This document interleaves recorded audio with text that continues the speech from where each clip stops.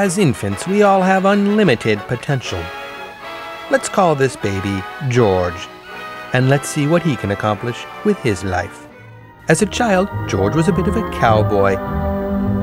He would go into neighbors' yards and pick fights for no reason. Often he would try to take things that weren't his. George was an aggressive child. As he grew older, George went to school. George didn't like school very much. George wasn't good at mathematics, or history, or science, or logic. But George did like to exercise.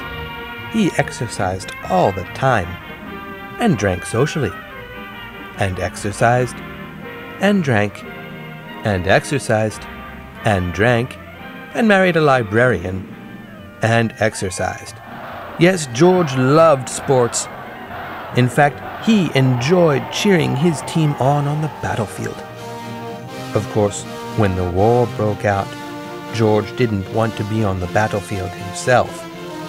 Fortunately, he didn't have to. One of the privileges of wealth.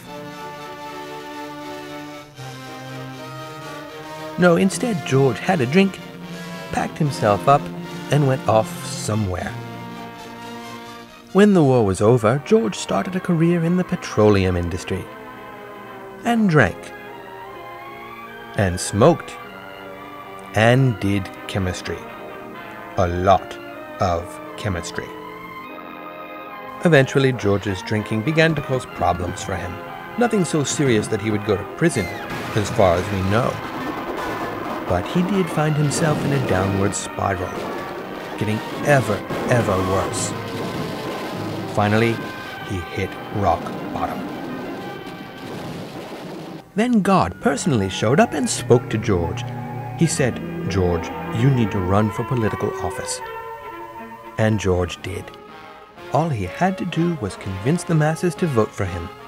And then George found himself in the position of being able to appoint judges, create energy policy, divide the country, and send the next generation of Americans off to foreign lands to fight wars on false pretenses. And so, through sheer willpower and nuclear superiority, George, the infant with unlimited possibilities, was able to rise to his true potential. Overlord of the world.